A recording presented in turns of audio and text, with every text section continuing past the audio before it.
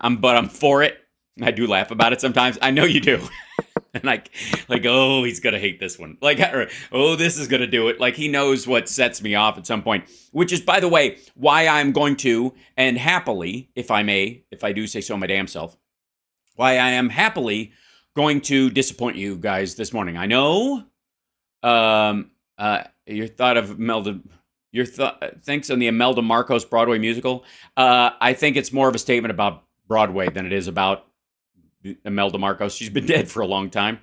Although I think, having kind of a musical, a comedy musical about greed is not a bad idea, I suppose. Unless they're trying to make it like Evita, but with lots more shoes. Who cares? Anyways, all right. Lots to talk about this morning, and you guys are going to be, I know some of you guys are going to be mad at me because I'm going to be nothing but good news on this Monday. And and not the least of which is that we've been blessed with another year of Can't Stop Lying Among Us. And many more. But seriously, the good news is pouring in, and I have to say, and it's not all like Schadenfreude kind of good news where we get to revel in Donald Trump's problems, which we absolutely do. Let's just be abundantly clear. Today, is almost unique in how much shit is hitting the fan at Mar-a-Lago. And it's just going to get worse. And his whole like threatening people, and that I guess that he's trying to get people to murder people on his behalf. It's nothing new. He's just it's ratcheting up. The interesting thing though is that there is a like an inversion on the power of those kind of cries. The less dog whistly they get, the more overt they get, the less effective they are, which is fascinating. Like if he gets to the point where he's gone from I could shoot somebody and not lose any supporters to, oh sorry, Imelda Marcos is not dead. I assumed she was buried in her shoes. I'm not up on my Imelda Marcos trivia right now. Because why? Oh, because I don't care. Anyways, so when will it stop? It will stop with it's not going to stop on a hard line. It's going to stop on a obvious fade. And the thing is, his own supporters, the ones who might even do some of this stuff with, lone wolves being what they are, and that's the biggest concern. Always. Gonzo, what's happening? You're still the best Trump evaluator. Thank you very much. Thank you very much. It's I'm very proud to be right all the time. Anyways, his supporters, the vast majority of them who might have been edging QAnons towards some sort of act of violence after like Sound of Freedom made money at the box office and nobody fucking pitched a fit, blah, blah, blah. After that has happened, they feel there's a pressure valve coming off. They're allowing, like, in reality. And so Trump's screams just seem like old news. And the more he directly asks for violence, the fewer people are willing to engage in it for. It's a very strange inversion, but it's true. Now, here's why, and I'm going to get to, mostly this afternoon, we'll talk about why his world is crashing down around his ears in a unique way. It often is, because he's the king of losers, and Donald Trump is a loser, and he's always been a loser. He's so much of a loser that he was born with advantages that most of us would strive all of our lives to get to that level of quality of life and available funds and credit and all that shit and connection and all that stuff. You work your ass off to get to that line. He was born at that line, and he's managed to fuck it up. He's the only man in history, and I would even include Richard Nixon in this, that becoming, well, and again, Lincoln and Kennedy aside, this is a whole other story, that ruined his life by becoming president of the United States. Just saying. So anyways, we'll get to that later, like I said. Now, there's a couple of things, and these are, I can't even express to you how absolutely enormous these things are. That your life in the next decade is going to change in a positive sense And the way humanity does its business on the planet is going to change in a positive sense in such an extraordinary way that it's almost like, try to remember right now what it was like before you had a cell phone. Try to remember. I know you can. I remember what it was like before a cell phone, but do I really? Do you really? Do you remember the feeling of it where you're like, I don't know, I suppose I could call somebody when I get home. You remember that? I remember that feeling in the abstract, but I don't remember that feeling. It's not visceral anymore because it's so normal. We've become so acclimatized, right? We remember it you don't remember the visceral part of it, right? It becomes like a childhood memory at this point. It's been so long, right? Okay. The kids will get it done. We are the kids. Adults will get it done. I believe the children are our future. Is a ridiculous statement because I believe adults are the future. Children become adults, and people aren't children for very long. So, absolutely treat them well and let them lead the way and show them all the beauty they should feel inside. I'm sorry, Dionne Warwick, for egging that right out of the gate. So, anyways, phone booths were fun. Yes, indeed. All right. So let me start. Where do we go? Let's just start with what's the easiest to understand. Where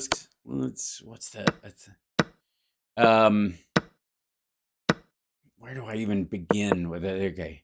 All right, let's just go straight to here. There was a nuclear fusion breakthrough as opposed to fission. Instead of separating, instead of divide and conquer when it comes to atomic energy, this is it coming together, fusing these two things together. And you might, if you're a big fan of the Val Kilmer movie, The Saint, you'll recall that cold fusion was the primary, it was the infinity stone of that storyline, right? That's what they were. She had that Elizabeth Shue's character had figured out cold fusion, and if she could just do it to the world, it would be free energy forever, and you could make there's more energy in a gallon of seawater. There's enough energy in a gallon of seawater to run the Earth forever. That kind of stuff. All right. Just last December, Lawrence Livermore National Laboratory in California. That's right, Californians. Sun. Focused the world's most powerful laser on a peppercorn size of a diamond capsule filled with hydrogen, and the beams delivered 2.5 megajoules of energy. 2.5 megajoules! Triggering a reaction that fused the hydrogen into helium and released 3.15 megajoules. That's right. The amount of energy going in was less than the amount of energy coming out. The difference, a little more than a megajoule, which is, look, nothing to sneeze at, is roughly the amount of energy released by a hand grenade. The result, known as ignition or net energy gain, and that's the key, meaning more energy out than in, was an accomplishment that scientists have been pursuing for decades. Let me tell you, folks, people, they have been working on this as long as they have been working on. I would argue longer than they've been working on the nuclear bomb, which is the exact opposite of this direction of energy. And the idea of being able to do this is a game changer as far as energy production on Earth and waste and all kinds of other things. So it suggested that the core physics of controlled fusion had been cracked, creating the possibility of a process to produce cheap, carbon-free electricity. After several unsuccessful attempts, the same lab was able to replicate the achievement in July last month. Folks, I don't think even people recognize how incredibly enormous this year in the history and future of humanity is.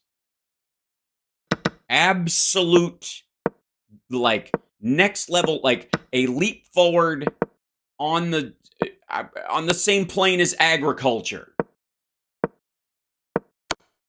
It just huge. Okay, how close is commercial fusion? It's a ways off, but still.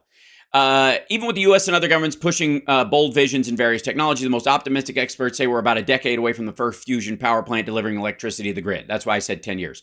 And it's going to happen sooner. You know why? AI. But we'll talk about that in a little bit.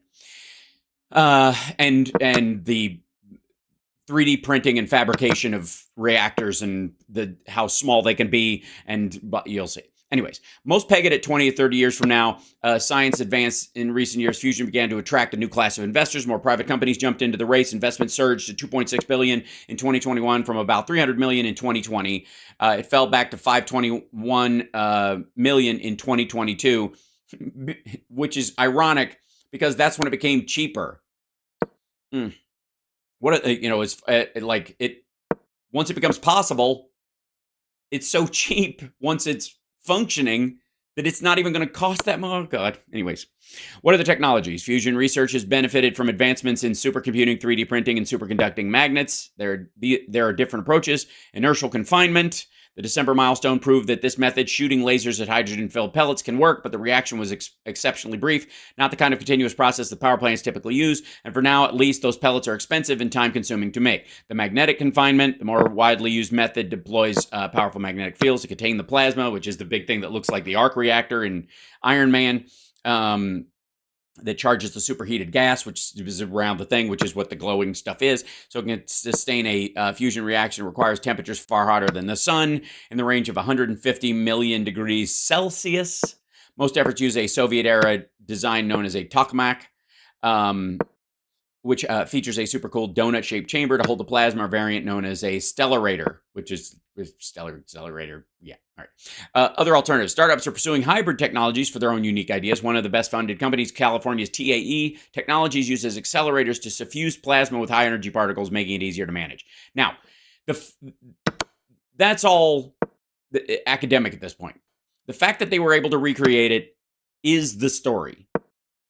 Now, let's take that one, if we can, or whatever. And this is all over the place, by the way. There was a reason why this story is in, like, why the science people. I love that they're using, like, some sort of, like, dual laser beam something out of Star Wars, it seems, to show this. And yes, some of this is going to be, bore and annoy you. I'm sorry. But this is good news that it's going to, you need to know that this is, if let's say in 10 years, people who are not tech and live a kind of, off the grid kind of a lifestyle and like to picnic and shit like that, stuff I like to do, your life is going to change immensely in about a decade. And everyone around you's life is going to change immensely in about a decade because of what happened right now. Okay. Now, on top of that, and is my volume's low? That's very strange. Why? No, okay. It seems all right on my end. So now, always messing with me. Always. All right. So huge, enormous leap forward by itself. Singularly, this story is in any other decade where we weren't dealing with this Florida lunatic asshole. That in and of itself, like, would be the only thing we'd be talking about. There would be just science special after science special. It would news cycle if it wasn't for all this nonsense we're constantly dealing with. Now, on top of that, where is it? The next one is, oh yes, how does it get to you? Now, the key is the complaint. How much energy is going to be available in very small format? We're talking about eventually, depending on how fast the development goes, and again, because of AI and because of the computational power of new computers, the speed at which advancement can happen is reaching sort of a Moore's law arc or collapse, depending on how you look at it. I'm scaring all the Republicans away with my science. Yeah. Oh yeah. Wait. It gets better. So the idea of having some sort of like mild new power source that's relatively indestructible. I'm sure if you really tried, you could, but around you as a power source that you're like, this runs the house, chunk, and then you live wherever you want to live because you don't need a power grid anymore, is going to be a huge thing. That's the next big thing as far as living. So everybody's off the grid technically in terms of power delivery, but the power delivery will be at such a high level, and the regulation of it will require such fine computing work that to have it available in first big cities, then small cities, and then towns, and then houses, and all that scale, which is what's coming. Let me just tell you, that's on its way. That's how life will be. Whether we're around for it when it gets here, that's a debate. But it's a huge thing. But how do you deliver it? Well, this guy. This is also happening right fucking now. LK99, ladies and gentlemen. And by the way, this thing is levitating off of this magnet as the thing, whatever. And to me, it looks like, well, I mean, what you put a piece of like unrefined magnet and it's polarized different from the other magnet, shouldn't it tilt up and wiggle? And then the other, but okay, that's not what's happening here. This is actual, it's huge. Anyways, just trust me on this. LK99 is this new primary ceramic superconductor that they have just discovered / made. Okay. And I love the article on this because chances are it's nothing, but if it's something, it's a big something, right? Which is the same thing they were saying in December about the fusion experiment that happened again. Okay. And again, this is the kind of thing that gives you the power and the adaptability and the retention of it through things like LK99 and the like. This is what gives you electric planes that can fly forever. And don't get me started again on diamond nuclear batteries. We'll get to that too. All right. In late July, a group of researchers published 2 papers reporting an extraordinary discovery, a superconductor that works at normal temperatures and pressures. Dubbed LK99, the material consists of a mineral apatite doped with copper atoms. Right on, man. Like conventional superconductors, the authors say, can conduct electricity resistance-free, but crucially without the need for supercool or high-pressure conditions. So most superconductors, basically energy can fly through the tunnel of the molecular structure of a wire, say copper, or silver is actually better, but copper is more available and cheaper. So silver and copper are the best, but that are not ceramic superconductors are the. But you have to cool them down so that the atoms inside them are moving so slowly that nothing bounces off, because that's what makes it go through. It's just like, imagine if it's like a tunnel like this, and you're in you ever see one of those movies where somebody's driving a car in a car chase and they go into a tunnel and they're driving against traffic, right? And you recognize, because you're a regular moviegoer, the difference between, say, the car chase in Ronin, which was done with full speed cars, or you go, wait a minute, I think those cars are basically parked and zipping by them, and they're trying to create the illusion by going 60 miles an hour this way. It looks like 2 cars going 30 opposite directions, or 15, whatever. Anyways, point being is that you're like, I think that car's stopped. Really, this car chase is not that exciting. I think all the cars going the opposite direction are just kind of barely rolling, and that's often the case. I don't want to blow it for you, but yeah. Anyways. Nowadays, by the way, I don't know why they don't just CG all the cars, because it's super fucking easy, but that's a conversation for another time. So, the same thing is happening in a superconductor. They slow down by freezing the tunnel, essentially, and all the cars that would be going this way or going across the lanes suddenly get in their lane and stay there. And the energy can find a way to slip through. And that's what makes superconductors so fast, essentially, is that the atoms in them are not moving around. So the chance of them bouncing into an electron and deflecting some of the energy and turning it into heat, which is why copper coils and that kind of shit get hot, is because that is little teeny ricochets of electrons bouncing off of the other atoms in there. Does that make sense? Okay. When you do a superconductor, you freeze the whole thing, so everything is still, so they just kind of zip straight through. It almost creates a tunnel. Well, they've created a material that effectively has an atomic tunnel, and a large enough space of nothing in this loop of atoms that allows the energy to go right through.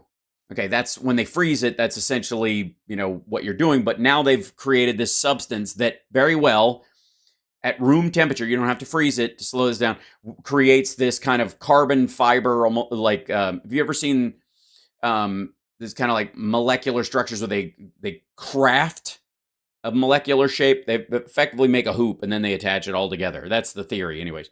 And apparently it works. And it works at room temperature. And once you can make it, it's pretty cheap. It's not even I forget the materials they make it. A caution is wide and peer review. This is next one. Some experts have called the experiment sloppy, blah blah blah. Right. Many voice skepticism. This is and yet implications are profound. Almost overnight, the scientific landscape could change. The superpower of superconductors as the electricity moves through them without losing energy resistance, provided they're cooled to negative 320 Fahrenheit, subject to colossal pressure. I mean, I described this better. Okay. Take the power grid. Using superconducting materials, energy loss from generating and transmitting electricity currently in a challenge would be eliminated, thereby slashing costs and reducing emissions, because we lose so much of that energy in inefficiency along the way because of the materials we use to transport the energy from where it's made to where it's turned into a television signal or light bulbs or whatever. Whatever you use electricity in your house. It's none of my business. Not here to yuck your yum. Just telling you the truth. Okay. There's more. Levitating trains, gliding above superconducting rails could be more commonplace. Medical imaging devices become smaller, cheaper, and more precise. This is the other thing too, is that MRIs would become not only normal, but arguably handheld. The interference from, an MRI, they have to shield the room it's in, and they have to shield it against itself, and you can't have any metal on your body, and blah, blah, it's a nightmare. Well, this ends all that. This works, that's that.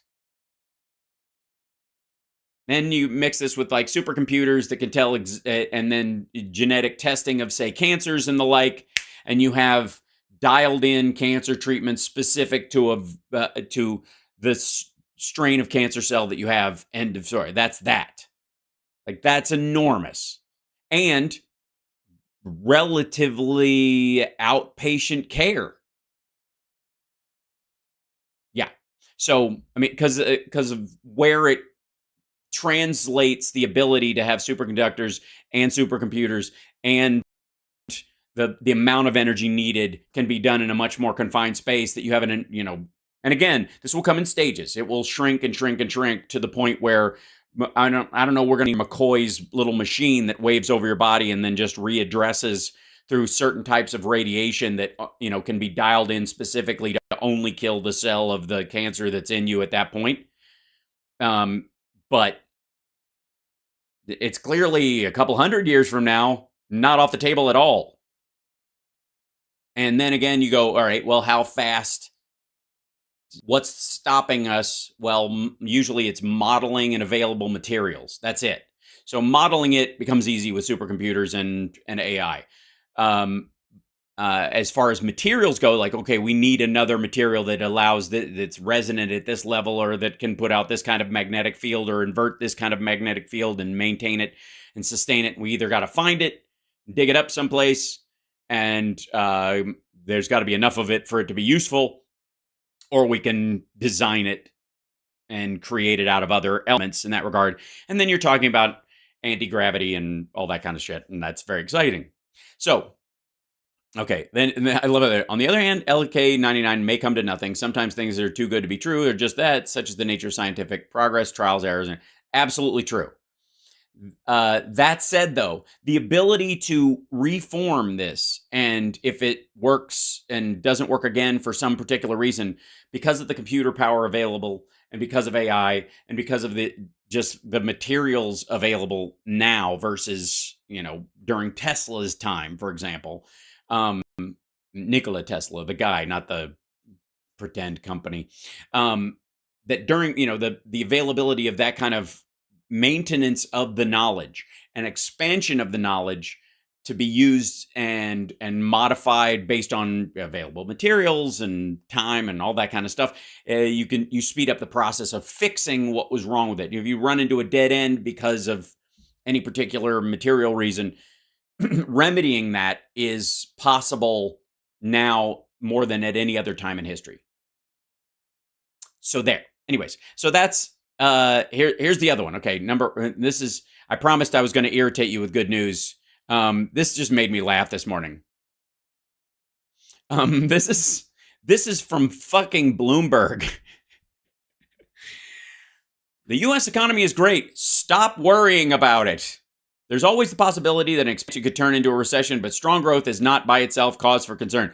And I love look at the language on this. Please, can you guys, how many times have I told you guys? How many times have I told you guys that yes, it's an opinion piece, but this is from the Bloomberg opinion. This isn't like the New York Times or Washington Post trying to be nice about this. But look at that part right there. It says, but strong growth is not by itself cause for concern. Think about that fucking sentence for a second. Have you ever read a more asshole-ish sentence in your fucking life? This is how Wall Street and the investment class looks at the real economy. And there are those who have woken up to the idea. And like I've said, we've talked about retail investors and the total change of the landscape in investing in the buoyancy of stocks because of it that is confounding the Wall Streeters right now, right? We've talked about this. But there's a level of those folks that that are really struggling to try and figure out how to make this bad news. And this person is talking to those people. If that makes sense. And that to me, that sentence, there is always the possibility that an expansion could turn into a recession. Sure. Right. That's a sentence we've heard many times before. But strong growth is not by itself a cause for concern is fucking amazing. That is, if anything could sum up the idiocy of economic news in the general mythology, that I have to say comes largely from this idea that we see everywhere, which is let's just pretend COVID didn't happen, and we'll talk about the economic pressures or growth or whatever in terms of what were other recessions like, even though they didn't follow a worldwide shutdown, right? That's the problem with the argument, is that they want this equation where they're solving for X, but they want to remove the largest number in the equation, right? That's conventionally what I would refer to as stupid, and yet it is fucking everywhere. It is watch the conversation. There's occasionally, I've shown you guys this. It's occasionally this lean, like, well, of course the pandemic, but and they'll talk about it in those terms. Well, of course the pandemic, but no, not of course the fucking pandemic. The entire world is changing because of what happened. Our inflation in the United States is largely based on the idea of we're getting out of China. That movement in and of itself would be a 2008-like shift in the economy without the pandemic being the impetus for it. And yet everybody's talking about like, well, I don't know. Well, yeah, of course. I mean, obviously we had the pandemic, but the pandemic erased at least $50 trillion from the Western economy and absolutely cadavered the Chinese economy, which was already on its heels. I just find that, like, listen to this, and you think, oh shit, you think like it couldn't get. Read the top sentence. Is it possible for economic news to be a little too good? If many economic worries seem to be dwindling, is that reason to be scared? What the fuck? What? Could Bidenomics solving all the problems that the pandemic and Trump's tax cut put us in actually be bad for 9 of us? My fucking God. Yeah, of course it's Bloomberg. But again, this is somebody trying to talk people off the cliff at Bloomberg. A cliff where they're going to jump because making too much money too quick makes them nervous. Because the assumption has been before that this kind of growth is the result of a bubble. The problem is bubbles don't follow a deflation, and the COVID itself was a giant popping of the normal bubble that we all live on. It again, we've talked about this a lot, this idea that there's so much money in the economy. How much they threw money at everything. They were just printing money. The money printer go burr. The money, they were throwing money. There's too much cash in circulation. And without recognizing that the quantitative easing and the flooding of money into the system was to the tune of $6 trillion, with some grants on top of that, maybe over the course of the last 3 years, $9 trillion put into the economy. The hole created by COVID was $20 trillion minimum, instantly, within months. $20 trillion wiped the fuck out. And you cannot patch a $20 trillion hole with $6 trillion. I don't give a fuck who your accountant is. And pretending that the government threw $26 trillion at the problem because they added 6 means you are taking, again, in the equation that you were solving for X, you're taking $20 trillion out of the fucking equation. It makes no sense. It's the weirdest blind spot I have ever seen. Ugh. Central Scrutinizer, I'm glad you're regaining your health. That's a wonderful thing. I just saw that pass by in the chat, so that's always a plus. They don't want a good economy. They want to get rid of books and trans people. Right. Well, that's the thing. That's what you would scream about, because you can't talk about the economy. I think ultimately, anytime you hear a Republican go to the trans and the transes, oh, the transes, oh, books and books and transes and the books and the transes, like, can't talk about the economy, I guess, huh? Scared to talk about the economy? Oh, yeah. Notice you haven't talked about the border in a little bit. Ever since Biden ended Title 42, which was Trump's idea, the number of border crossings is cadavered. So maybe that's why you're talking about the transes and the books and the stuff. Again, maybe that's why. Because everything else, your argument is dying or is already dead and you fucking know it. But all right. I'm getting this. I just find this to be hilarious. Okay,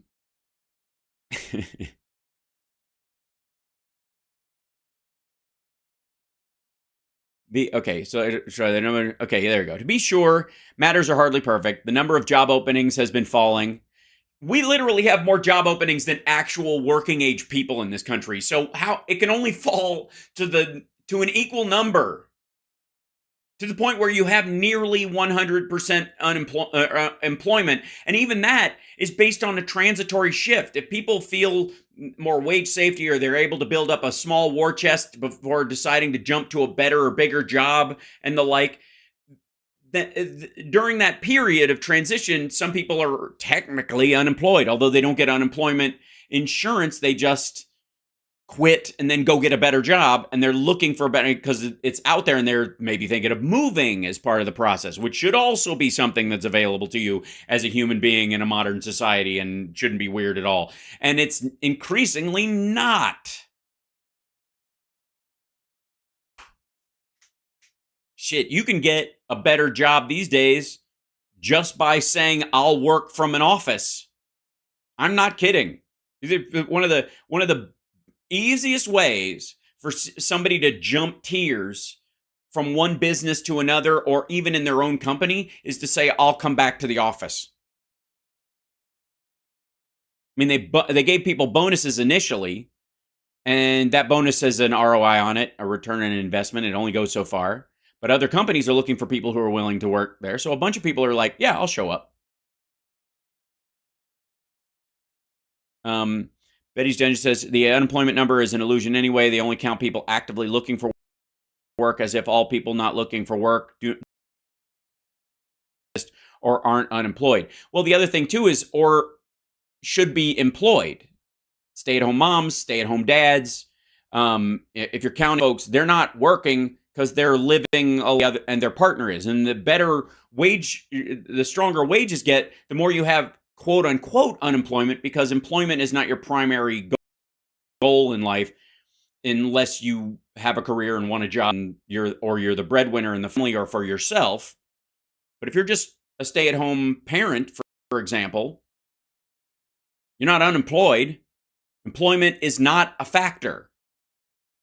You have a job, you have not lost a job, you are simply living, and the other person is providing for the household or whatever. But or other persons, or a parent if you're still living at home at a certain age. So the idea that everybody has to be employed, that 100% employment would literally mean everybody who wants a job has one. That doesn't mean everybody who's of working age is employed. For the record, which is another thing too. Like, until everybody who can work is working, we're not there yet, which is a bunch of commie nonsense. If the Republicans are griping about, we need everybody who's of working age to be working, like, that sounds like some Marxist shit right there. How about this? How about wages are strong enough, and careers and and labor value is at a point, and productivity is at an equal point, to where not everybody has to work, and the person who wants the most in the household makes enough to provide for a couple of or three people. Weird, I know.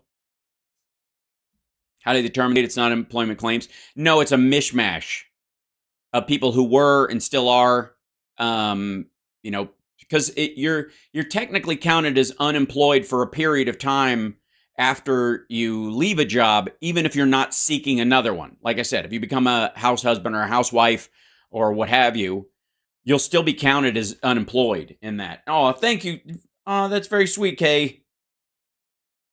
Thank you for the Venmo. That is going to the new computer fund. I appreciate it.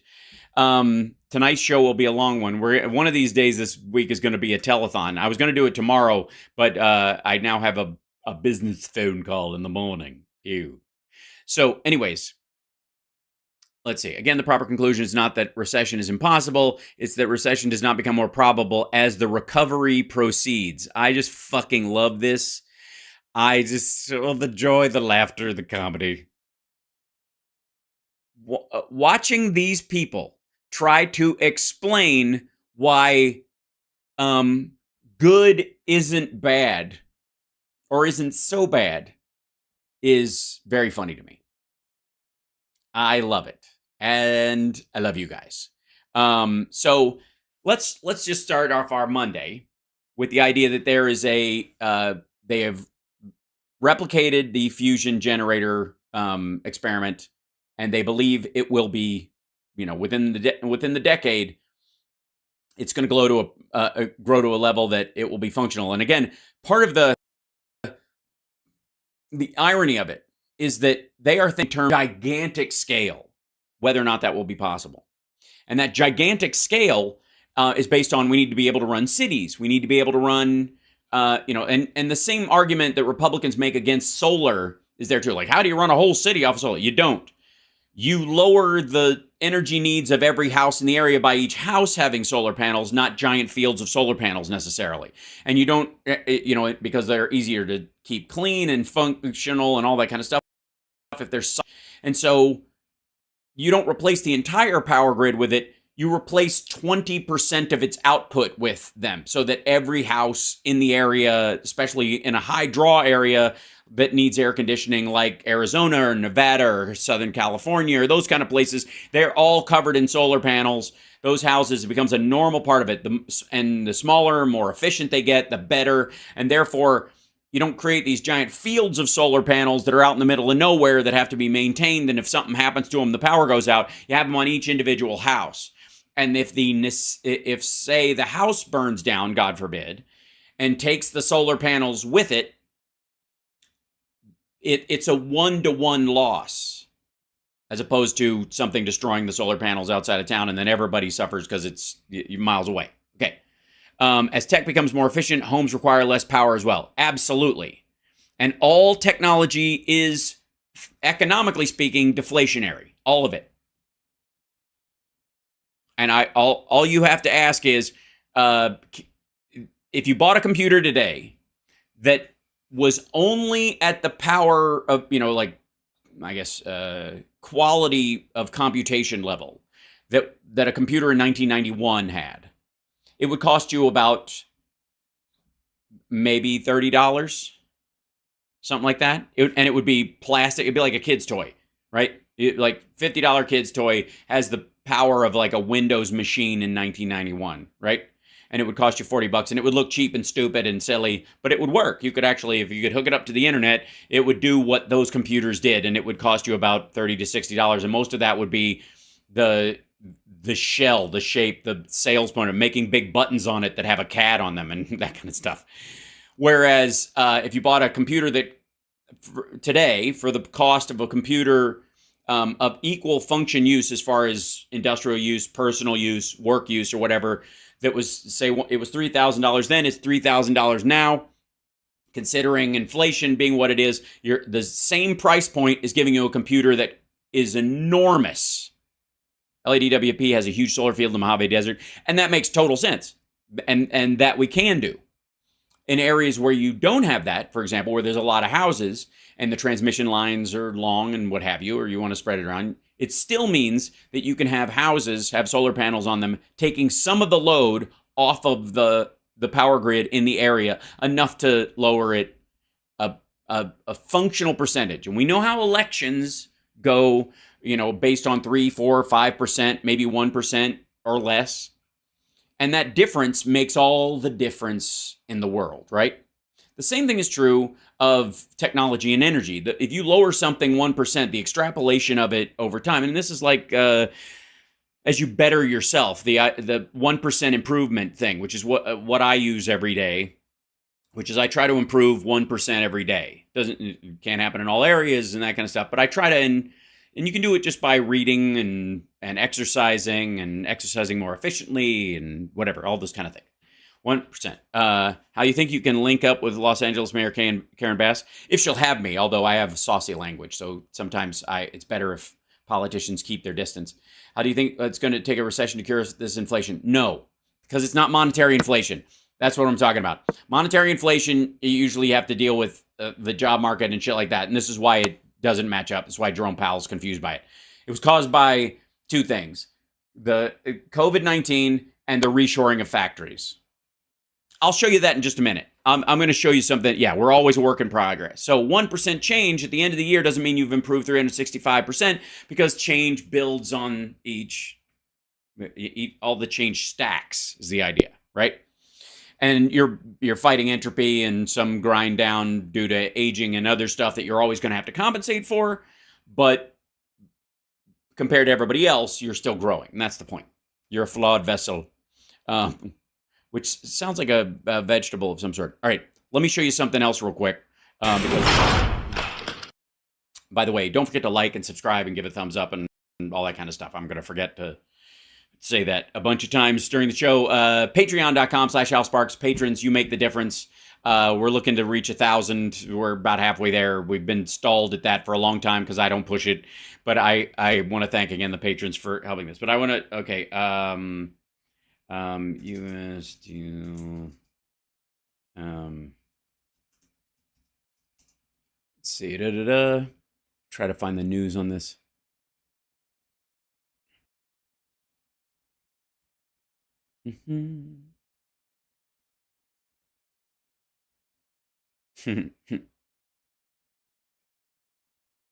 All right. U.S. diesel stock. Okay, here we go. So let me show you a comparison, if I may. Right now, the Russian diesel output is down like 13%. And of that 13%, 8% of it finds its winding way to U.S. markets. Usually, right now, anyways, processed through India. Crude oil turned into diesel fuel, and the diesel fuel is sold from India to a U.S. partner, and a U.S. partner sells their overages to us, something like that. And so right now we take in a little bit of that diesel oil. And you have to make a trade-off, and when you're refining crude oil into something, into what you're going to make out of it. Diesel versus auto gasoline or jet fuel, for example, are probably the three biggest refinery usage issues. So the more diesel you need, the less gas you can have. If you got 1 barrel of oil and you're making that decision, go and how much will be used, that's your decision-making process. And like airplanes, cars, trucks, right? So the idea is that trucks using diesel, cars using gas, and jet fuel. So if you want the diesel, to be cheaper, so that trucking is cheaper, because that's just the nature of it, then you want to either use less jet fuel, which is less of a factor, and you definitely want to convert less of that barrel into gasoline, the car gas, right? There used to be vehicles were largely diesel, especially European vehicles and in Africa and South America.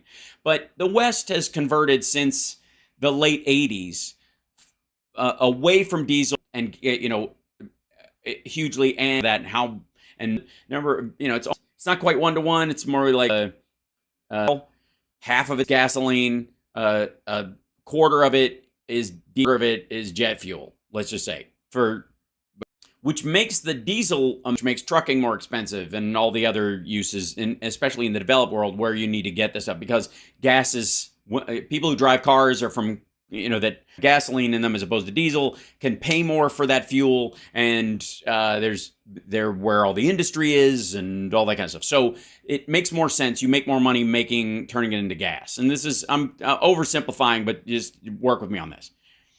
Whereas diesel is the way you grease your economy, with trucking and trains and other stuff, depending on the country and depending on what they use it for. That's the primary way that you power the goods that travel across the country, right? And the worse your roads are, and the fewer rail lines you have, and all that kind of stuff, the more diesel becomes necessary, or the more wide open the country is. When you're talking about Texas and Oklahoma and trucks shipping shit out of there, and for example, you're going to use diesel to do that. So in that process, diesel fuel, it's something that the people keep an eye on all the time, and that tells you, if people are expecting a slowdown for all this other stuff. Bless you. Thank you, Regina Computer Fund. Thank you so much. Appreciate that for so long story short, too late.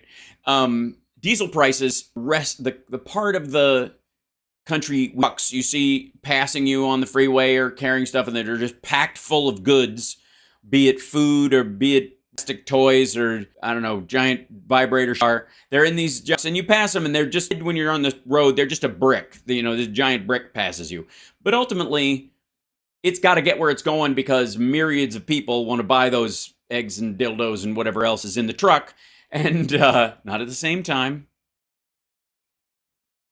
Unless that's your thing, in which case it's none of my business. Not here to yuck your yum. So those trucks need to get where they're going. And the higher the price of diesel, that, chips its way into the cost of whatever they're dragging around, right? I'm not yucking your yum, Doc. I promise. I'm fine. Anyways, so let's say it's a truck full of, the kidney.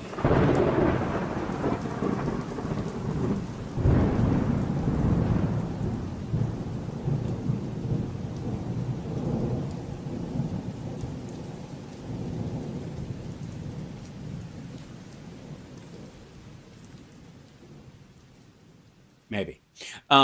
So either way, that part of inflation is a real thing. That's where energy prices go up. The cost of getting something from point A to your mouth or your butthole, I'm not, again, none of my business, is as that raises, so does that extrapolate over every unit that traverses that distance, right?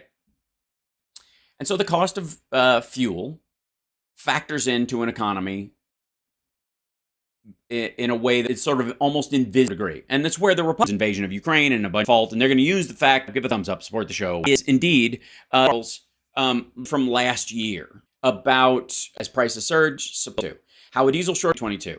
U.S. just higher prices October 31st, 2020. But if U.S. restricts gasoline stocks, August 2022.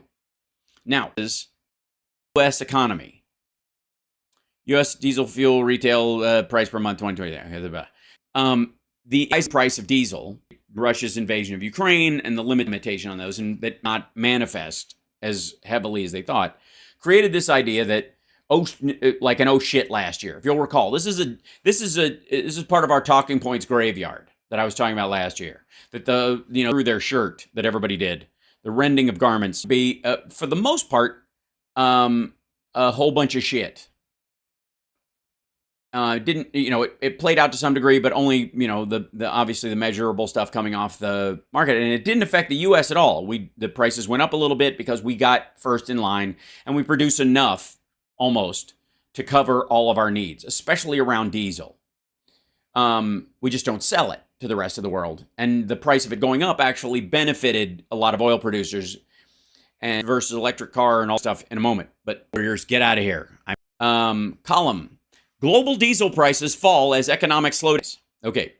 I don't know if you quote unquote economic.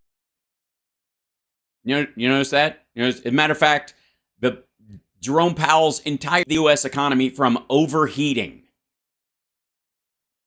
Even the people who are stupid get that part right. The global price slowdown thing comes almost entirely from, again, the removal of one aspect or the insertion, I suppose, in the equation on one particular area. Does anybody have any idea? The economic world has overemphasized for a very long time, and now its collapse is making them wake up to the fact that they were buying story for a very long time. Ding, dum dum dum dum dum dum dum, bum bum bum bum, rink, hafubi dum dum dum. There you go, ladies and gentlemen. China. That's exactly right. There is not a slowdown going on. There is not. Everywhere else in the world ramping up. Even Germany, whose like manufacturing sector had eaten shears. Slow down when you just simp one aspect of a conversation. If you have a number, one of the numbers is no to the equation, it's that from your computations to see how the actual economy is going. You will solve improperly be wrong. And again, it is happy day to everyone who celebrates. That includes me. And if you're just showing up, reminder, wish him a happy birthday, belated. So Tang, I understand. Correct spelling is it? That's like what they're really talking about is that there is a sector of the economic world. The Ray Dalios of the world, and they believed the hype longer than other people will recall watching this. And I'll stand by my love of the Chinese culture and the people of the fucking country